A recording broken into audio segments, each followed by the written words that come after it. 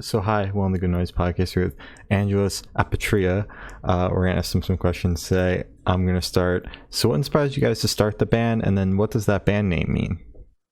Well, the band name is something like Stateless Angels, like homeless angels. No, not homeless without a home, but without a country, something like that. Apatrida. It's like non-patriotic. It comes from the word patria in Spanish. Patria means homeland, and non-patriotic. It's apatrida without nationality.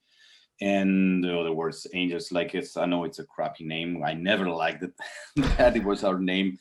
But when we were kids, it was something very, very cool because it was Latin and all that stuff. And the band formed 20 years ago. We started playing together when we were 13, 12 years old. And this is a very and only band we ever had. And we grew up together, all of us. We're the same lineup, the same friends, the same guys. So here we are, 20 years later. Not dead yet. Haven't killed each other yet. Exactly. God damn. That's great. Yeah, man. I mean, we're not that old. I'm 37 years old right now, but it's like, it's more than half of my life playing with the same guys and playing the same band. But of course, more of the half of our lives, we were just playing in Spain because it was very difficult to go out from Spain and spread our music outside Spain. And it was until we signed to Century Media Records, we started to spread our music outside the country. And here we are. It's the first time that we are doing interviews for American media. So I'm more than excited. Yeah, this is the first time.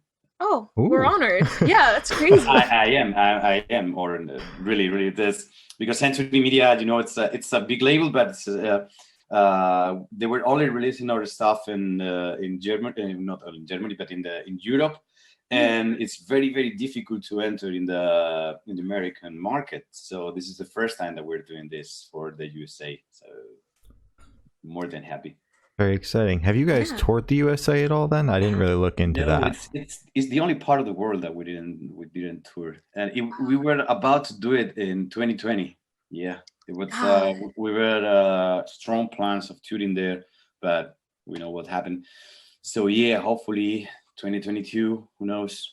Yeah, it's kind of starting over with this because we were like almost there, but okay, whatever. God. Back at square one. All right. Yeah, man. I hope it works out again because that's huge. Hope you guys get to come to the US. Yeah. Of course, and the US are the size of the whole Europe, and it's like it's no jokes. Going there is like shooting for 2 months all over Europe, which is mostly what we are doing. So yeah, can't wait for that. Man. Really can't wait. Hell yeah! All right. So congrats on your upcoming self-titled release. How do you feel about the response to it so far, to the people you've shown it to, since at the time of recording it isn't out yet? Yeah, I mean, you mean how was the reaction of the people? What are we expecting from the people? Yes. Yeah. So far, all we heard with the 2 singles that we just released, it's super positive. I think it's the most positive reactions and feedback that we ever got with the new release. And I think it's a lot of things very new with this album because we changed the producer, we changed the mixer and the master guy, and the album itself was composed during a pandemic, so it's really, really different from what we were releasing in the past. And of course, I think everybody says the same, but of course, I think it's our best album so far. I don't know, guys, if you were able to listen to the whole album or just you would. So I don't know what you think about it. I don't know what Glory thought about it, but I'm the metalhead out of the two of us. Yeah, he's the metalhead. So I personally enjoyed it, and I would definitely come back to it at some point. But I'm interested to hear what Glory has to say about it. So it's not my genre of music personally. I listen to more like acoustic or just like softer stuff. But this album did actually catch me off guard because it is very like in your face. It's a kick in the face basically. But I think it was the second track off of the album that is kind of stuck in my head right now. The name is kind of slipping my mind. It's like Bleed the Crown. Yes, I really liked that one a lot. So I did pick up a couple of the songs off the album that I did enjoy. So yeah, you got me on one of the songs, a couple Perfect. of the songs. That's a very good feedback, really. Thank you. Mhm. Yeah, no, I mean, and it's all the stuff we're getting back from fans, and especially from new fans all over the world. Not in Spain, because we're very lucky to be a big band in Spain, but we're a new band for the rest of the world. And as I told you before, it's the first time we're promoting this in the US. So yeah, I would say that 95% of reactions are very, very good for us. And I'm more than excited about this. And I'm super happy with this, really. And of course, we're always writing lyrics about social issues and things that happen in the contemporary history, in the days we're living right now. Mhm. So we're getting a lot of support from that part, from the most of the people, and of course we're getting a lot of people angry with that, which is a very, very good reaction as well. Yeah, All right. definitely. Actually, you mentioned that this was like produced and made in the pandemic. I wanted to ask, you've been doing this for 20 years, and this is the first time a pandemic's happened, basically. How was that? What was that like, just having to work maybe socially distanced and trying to piece everything together apart? Yeah, in that case, for us was quite easy, because when we're not touring, we normally don't rehearse and don't play together. It's like everybody stays out in their homes, and we live in different parts of the city. So when the pandemic started, we were touring in Europe with Evil Invaders, and we have to cancel the tour and get the fuck back to Spain. And start a quarantine, like 2 months of quarantine or so. So it was like starting the holidays after a long tour. But when we came back to the reality, and we realized that we were actually in the middle of a global pandemic that didn't happen like in one century, it was kind of hard. But we try to keep on connected actually through this application Zoom. Oh, Zoom. Yeah, we were doing like social meetings at night and drinking beers and just telling jokes and all that stuff and telling how things are going, blah blah. So there were a lot of things happening those nights, and of course we keep on composing a lot of music during the hard times, the hardest times of the pandemic. And I think this is why the album is so in your face and it's so angry, because there was especially in Spain, there were a lot of problems here, political problems, social problems, and people was really, really going crazy. Of course, nobody yet came to the capital to take over the capital here in Spain yet. Not yet. But things here are like this. People is really, really crazy. It's a lot of extremist people right now on streets in Spain. It's getting very dangerous as well. So yeah, this is the main reason why the album is so angry and fast and strong, in my opinion. But it was really cool to compose and record the album this way. Actually, in the beginning of summer, the things were getting better. So we were able to be together again and socialize again and going to the bars and going to rehearse and of course going to the studio and record the album during the summer and September. And it was quite easy. I mean, it was very important to keep the mind focused on the new album and try not to think about the very bad things about the pandemic. But well, we're still on the work. We're still in the same point because we are still working in the promotion and working in some video clips until the 5th of February. So it was quite easy, and I would say that it was one of the best things of the year, of course, and one of the best memories that we will have from this year. Oh, that's good. Very nice. So can you tell me a little bit about your writing process for this album? Well, it's I normally do the same. Like I prefer to stay alone at home and maybe opening a bottle of wine and just start writing music.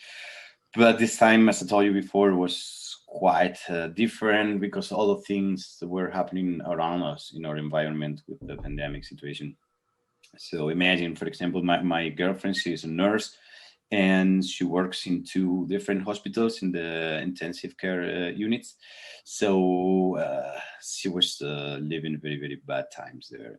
And she was watching a lot of people dying every day, dying alone, which was one of the things that I think impressed me the most. Like I think that we never think about dying alone, and well, like one day you're okay and you go because you got something like a flu, but then you go in the ICU bed and that's all. You cannot see your family, you die alone, and it was like really really sad stories. So it really hurt me a lot, and I started to write a lot of lyrics about this, for example, in Childhood's End or Into the Well or other songs. And of course, as I told you, watching all the situation and the people getting crazy here, there in the United States, for example, with all the Black Lives Matter, when this guy was killed by the policeman, and reading complete wild things on the internet about this, and blaming the Afro-American people, and blaming the immigrants here in Spain as well. There was a huge struggle here in Spain with immigrants. So there was a kind of a new breed of racism that I never thought that it would be back again. So it was very dangerous, and I was really, really pissed off about this. So I decided to write about all of this, and you can see it for example, in Indoctrinate, in the second single that we released. So this is that was the writing process as well, just staying at home, trying to keep focus on the music, but at the same time trying to how to say it, take all these bad emotions, bad feelings about what was happening around me, and put it all together in some music, in some lyrics, of course, and try not to get crazy with this. Yeah. That's fair. God. So you kind of already went into it a little bit, but can you tell me where your headspace was, especially in this like really tense time that you were writing the album? What can you repeat, please? Can you tell me where your headspace was while writing the album? Because it was in such a tense time. I think I'm missing something like headspace is like, oh, I was really sad because I saw the injustices happening in the US, so this empowered me to write this. Yeah, how you were feeling while you were writing it. Yes. Yes. Sorry, guys. No worries. No, no problem. Yeah. That was the most the things that I was feeling the most during those days. I don't know, especially the thing with the Black Lives Matter. I was really, really pissed off with the situation there, and watching like Nazis marching again. Yep. And the KKK was like, what the fuck is going on in the world right now? It's like that image of watching George Floyd behind pushed on the floor and watching him die. It was like, wow. Yeah. And I've seen a lot of difficult things in my life, but that thing was like, what the fuck is going on in the world right now? And as I told you, there were some struggles here in Spain as well. In my hometown, there was a problem with a lot of African immigrants, and the people were just blaming them from everything. So we have to go to the streets to defend them, because there was kind of like living in the 19th century. So yeah, it was really very hard times, and I preferred, of course, take all these bad emotions and put it on the paper and the music, and it makes me feel better, of course, and it makes me feel better human being in that case, because I'm not an animal like they are. For sure. All right, that's fair. So what band or artist influence do you think you can hear the most on this record? Wow. Musically, we always got the same influence, like since I was a kid. My main influences are like from Iron Maiden to other extreme musical genres like hardcore punk rock, or of course thrash metal. It's my favorite. But this time, I think that the influences were more mentally than musically. And I'm not sure, guys, if you checked our previous albums and our previous songs, but maybe, for example, our previous album, Cavaguet de la Guillotine, was a bit more like more heavy metal, more calm album. And this time, it's this hardcore punk wave is more inside our own music right now. So I think that was the main. Of course, during all this year, I was listening to a lot of extreme metal and extreme music because I was very angry and stuff. And of course, the rest of my partners as well, because this is a work of 4 guys. It's not only my work. But yeah, the 2020 was a very hard year, and I think it was an influence itself. For sure. Okay. That was a very good answer. I enjoyed that. So this one should go like super, super fast. Off the top of your head, I want you to describe this album for new listeners in 3 words. 3 words? Mm-hmm. Wow. Come on. And my English vocabulary is very limited, but come on, 3 words, it's very, very difficult. So I suppose to describe this with 3 words for the person who doesn't know nothing about us. Yes. Wow. Oh, man. We'll let you take your time on this one. Yeah. I think and try to think in Spanish and then try to translate. But I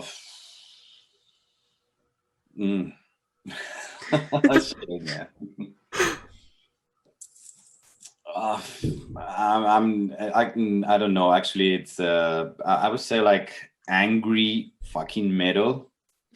There you go. That's Okay. 3 words. There you go. That's it. And Yeah, I think 3 words. But it's not fair because not everything is angry. But of course, it's metal, and I don't know. Well, okay, I would say that this is angry fucking metal. I don't know. It's good.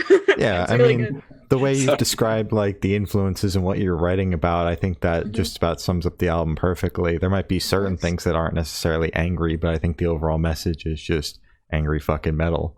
So Yeah. Of course. Yeah, All right. definitely. So is there a certain feeling that you want your listeners to have while going through this album? Is it anger or is it something different? No, it's it's a difficult question. I mean, I don't pretend to make people angry, of course. It's like any other artist, is like painting a picture or writing a book. I think that I don't want people to get angry with this. I just want to feel what we felt when we were composing this, especially myself. When I was writing the lyrics, but I would like this to, of course, to enjoy it like music, like aggressive music, because this is heavy metal, and heavy metal should be fast and should be hard and should be straight to your face. But at the same time, I don't want to get misunderstood, and I don't want people to get angry or get mad with this, of course. So I really would like that people just take care about each other and get the message. If they want to get the message of unity and brotherhood and respect to each other, it doesn't matter where you come from. It doesn't matter what's the color of your skin. It doesn't matter where you were born or where you pray to, or if you like women, you like men. It doesn't matter at all. We're all the same, and heavy metal is about this. So this is the message I would like to get people. I would like people get from our music. So, and this is the main reason we wanted to record the video clip for Indoctrinate like this. It's like saying that this is way beyond I don't know, it's way beyond the human race. Like we're all exactly the same, and this is heavy metal. I mean, this is all about unity and respect and tolerance. So there's no place for racism. There's no place for homophobia. There's no place for fascism here. There's just heavy metal and respect. So that's the thing I want people to get from our music, and not the angry and not the anger, not the hatred. Of course not, because I don't like violence, and even we play violent music, but we do it in order to be calm and to be sane, not to let people get crazy and go to the capital. Okay. God, yeah. Not the capital again.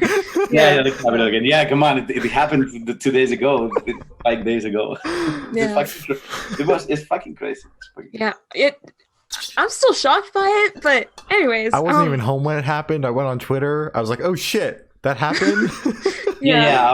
I was in my friend's house. We were discussing what to do on the weekend, and we were watching the news, and it was like, dude, what's happening in the US is like coup d'etat. Is like they're gonna take over the parliament. What's going on? So I was like, yeah, it was like crazy.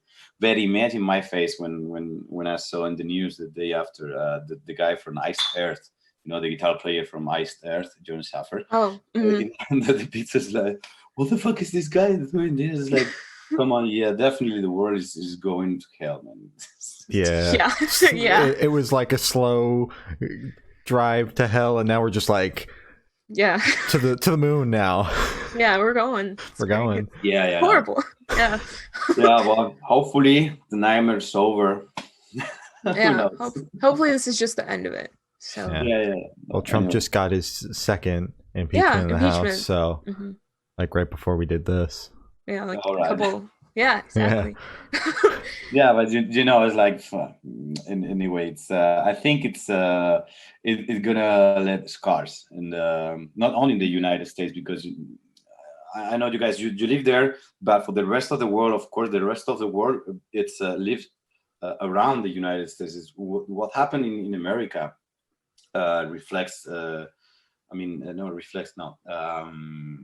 It's the rest of the world got the consequences of what happened in the United States, and of course the politicians all over the world gets they love Trump, and they love the populism, and they love the way he went to the White House and all that stuff. So it's quite dangerous yet for the rest of the world, and especially here in Europe, and particularly in Spain.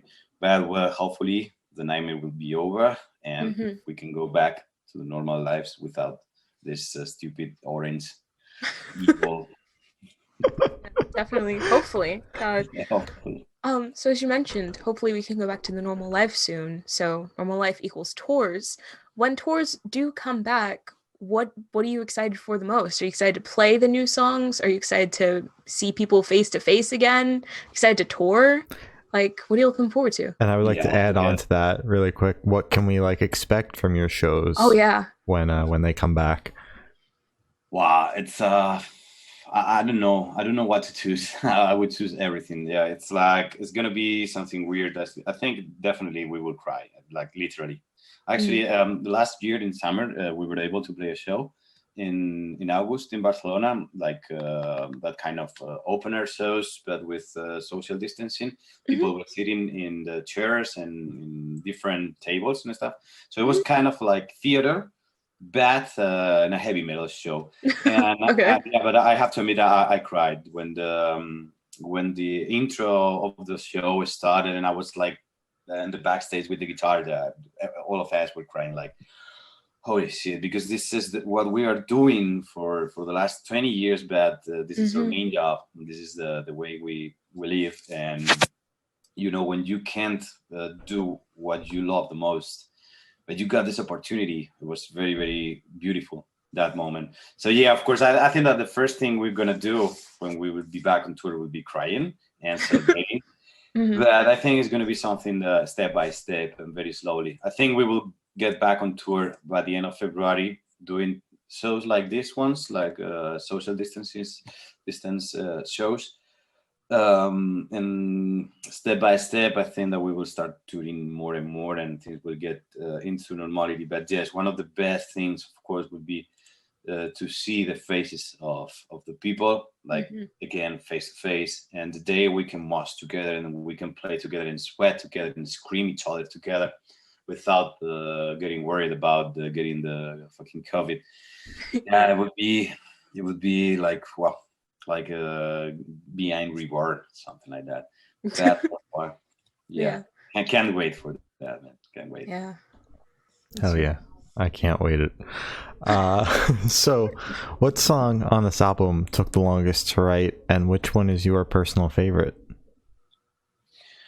Well, it's difficult to choose just one song, but I would say one of my favorites right now, of course, is Indoctrinate, because we just released the video and we're just still watching the reactions of people and getting the feedback.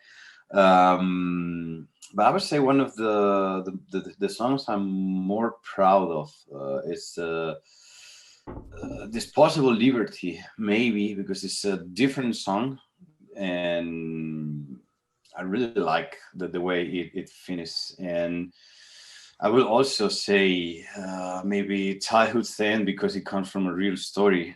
And this is one of those sad stories that my girlfriend told me when she was working in the very first months. There's someone who was dying alone in a hospital bed, and it's very, very emotional for me.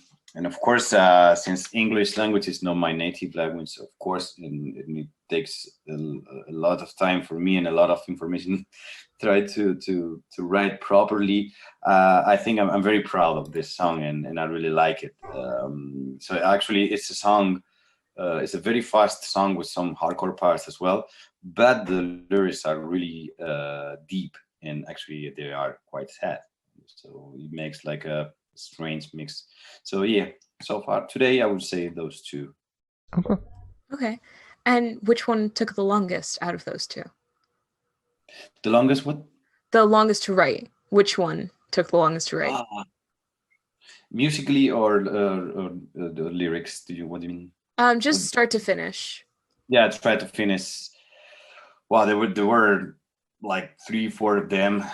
I would say one of the songs that really pissed me off that I was not able to finish at all was Empire of Shame. Mm-hmm. But lyrically it was like I was already in the studio recording the vocals, and it's like, okay, I need to write some lyrics for this song, and it took me a lot, and it happened in October the 12th, because don't know if you know that it's like the Spain's national day, because it's the day that's supposed Columbus discovered America, Mm-hmm. But we don't believe that bullshit, and we think that it was a genocide. And it was indigenous genocide, so that's why the Empire of Shame is called. So it's very cool, because I was watching the news and watching all the celebrations on TV, like everybody in Spain, like Spain, blah blah, and I was writing those lyrics, like Empire of Shame, like, and I finished that the same day. But musically, I would say maybe Into the World was one of the most complicated and difficult songs to finish in the whole concept, because it's a very long song, and it was one of the first songs we started composing, and it was the last one to finish. So yeah, I would say this one. Okay, sounds good. So as you mentioned before, it's your band's 20th anniversary. So how do you feel about the growth that's happened from the start of the band to now? Wow, that's a good question, because I don't know. It really happened so fast. These 20 years happened so fast. As I told you, we started really, really young. We were just kids, and it's more than half of my life. Much more than half of my life that I'm in this band. And it's the thing that I was doing more than half of my life. So I just can look back to the past and see how things happened so fast. But I can remember every single year, every single show, every single album. I remember a lot of people all over the world. The first time we were in Latin America, the first time we played in Japan. I mean, I remember even the first time we played in Madrid, which is the capital of Spain. I remember such a lot of things that it's crazy that that everything happened in only 20 years. Because I mean, I have friends of 20 years old. Yeah. Like I know people that they were born when I really started the band, which is quite weird. So my sensation is that I'm really lucky, and I'm really proud to share these 20 years with my friends in the band, and to dedicate my life to the music and the thing that I love, surrounded with all the people that I got, my friends, my girlfriend, my family, and doing this is like a privilege for me. So I just can't wait for another 20 more at least. Yeah, that's huge. Your mic is off. Mine or no, Shane. Shane. Yeah. Okay. Did it break? Yeah. No, you're good. Okay, I'm here. So where do you see the band in the next 5 years? Wow, I hope finally on tour. That'd be good. Yeah, I hope that finally we will be touring like normal guys and normal bands. Hopefully before 5 years, but well, I will see. Let's see. I'm afraid to answer this because it's like, who knows? Maybe it will take longer than 5 years. Hopefully not. But I just want to see us doing exactly the same and making music, enjoying music, and enjoying our job, and maybe why not already touring the US, of course. Yeah, definitely. So for the last couple questions, we're actually going to shift away from music, if that's okay with you. Mm-hmm. All right, so we're going to go straight to death row. Boom. So if you're on death row, what would your last meal be with a drink? Well, death row is when you're sentenced to death, right? Yes. Okay, so the death row is the corridor. Mm-hmm. It's just kind of like, what's your last meal? It's just something to make it more dramatic. Dude, like a meal. I'm trying to go and drink. Yeah, well, a drink. Well, it's difficult as well because I love wine and I love beer. I think a good IPA beer, West Coast mostly. But for food, since I'm trying to go vegetarian, but it's my last meal. Exactly. Yeah. I don't know. Maybe I would ask for some seafood, Spanish seafood, something like that. Yeah, maybe lobster, something like that. Or a bit great piece of fish, something like that, or sushi, why not? Something like this. Sushi's great. Solid. Good choice. So if you could live in one fictional world for a week, where would you live? In one fictional? Yes. Fictional world, did you say? Yes. Fictional world, yes. Yeah, like in the movie, I'm a big Star Wars fan, so I would love to be in the Star Wars universe. That'd be great. Yeah. Super good choice. Good movie series. The old one, not the... Oh, okay, good. Thank you for clarifying. I could be in the new one with the Mandalorian stuff because I love it, but definitely not in the new movies. I don't like them much. Okay, I like them, but not the same. Same way I like the other ones. Yeah, definitely in the Star Wars universe. Okay, and we're counting out the prequels as well, so just like the first episodes. Mm-hmm. Okay, yeah, that's fair. I respect that. So I have the honor of asking the last question. Every single person we have spoken to has actually said it is the most important question. What is your favorite color? Red. Red. It's a good choice. Do you have a specific shade of red? Oh, I never thought about this, but maybe blood. Ooh, okay. Maybe. But to be honest, I never thought about this, but I always liked red. Red. All right. Yeah. Good choice. Blood red, mostly. Yep. Blood red, so like a really dark red. Not that dark, but intense. Oh, yeah. All right. Good choice. So as Gloria said, that's all the questions we have today. Is there anything that you would like to plug? Oh no, but I think it's I had a really good time with you guys. Thank you so much. And of course, just don't forget that we got social media. We got Instagram and Facebook and all the stuff. So just we can keep connected over there. And it's been a pleasure. Really, thank you for your time. I'm really honored to be doing the first American interviews with you guys. Thank you so much. Same here. And hopefully, Gloria, you will enjoy the album. You will dig it more. Definitely. And you will become a metal fan. Yeah, maybe in a couple of years, maybe in 5 years. I'm working towards it. 5 years, we will tour in the US. You become a metal fan. Oh, I'll definitely go. Yeah. Of course, we're waiting for you. Okay. All right. Well, thank you for sitting down with us. This has been Angelus Apatrida, and yes, good job. Let's go. And we have been the Good Noise Podcast.